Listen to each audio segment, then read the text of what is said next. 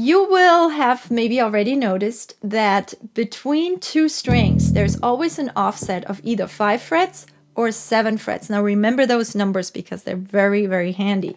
5th fret on my E string gives me the next string up as the open string. So these two strings are offset 5 frets from each other. Now if I reverse this, meaning I finger the note on that is my low open E string on the A string, meaning I finger an E on the A string, then that gives me the 7th fret.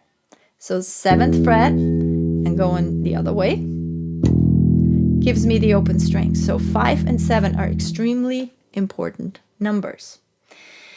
If I try to find one and the same note all over the bass, there's a great exercise that you can do. I recommend it so much that I make it a must-do for my students for quite a while. Great way to get a head start on figuring out the fretboard. So here's how it works. Let's say we're going to find the note G. You have to be diligent and follow instructions precisely and use a metronome. Very important. I'm going to demonstrate how this works. I'm going to find, the idea is to find the note G on all 4 strings. I'm just going to demonstrate as if it were a 4 string. So we find it on the E string. G is on the 3rd fret. Here we go. 3rd fret, G string. Then I'm going to add 7, and that's going to 3 plus 7 makes 10. So that puts me up here on the 10th fret of the A string. Okay, so I just went plus 7 from one string to the next. Let's do that again. So let's see what happened. If I add 7, I'm going to end up on fret 15. That's a G, all right. I'm going to make an additional rule. For the purpose of this exercise, you have to stay below the double dots. Okay? Staying below the double dots, this means I have to take this down 12 frets. Okay, so if I take this down 12 frets, I'm going to end up on fret 5. So I came from the 10th fret to either the 17th fret, minus 12, 5th fret, we're still doing G's, right? So 10 minus 5, there's the 5. So plus 7 or minus 5 gives me the same note on a different string. Now this is an interesting scenario because now I'm on the 5th fret.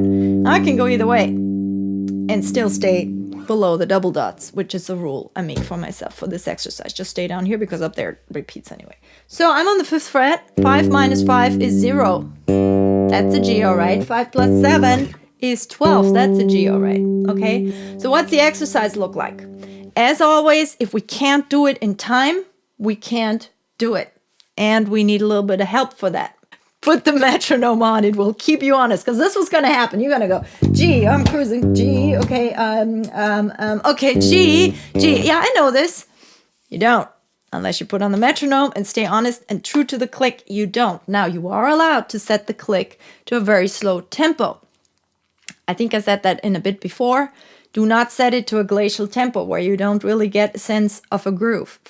This is great for other exercises, but not for this one. For this one, I want you to get a sense of a groove. So set it to a tempo that's nice and doing something like 70 or so, and then let 2 beats, 3 beats, 4 beats if you need to go by. Your exercise might look like this. G, tick, tick, tick, G. And while this is happening, you think ahead where you need to go. That's crucial because that is a skill that happens in music just the same. And by the way, when I get to the top, I do not double up.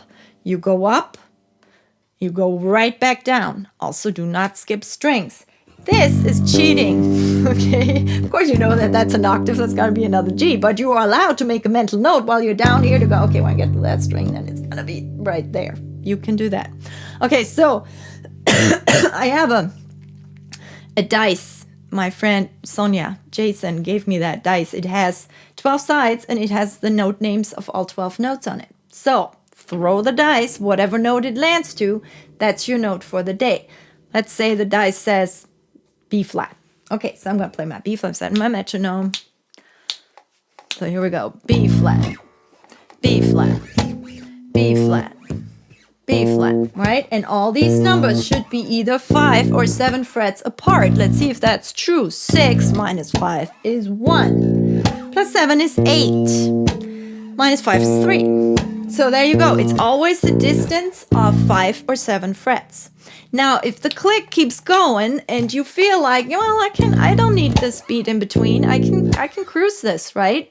Go ahead.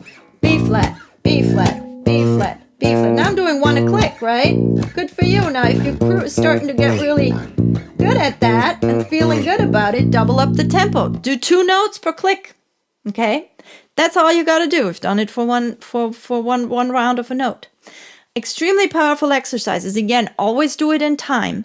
And this distance of 5 or 7 notes is really a distance you want to get into your muscle memory. There's also a variation of this exercise in the book where you will be doing this blind without looking. Takes a minute, but it pays off. So yeah, check it out. I highly recommend this exercise. Go for it.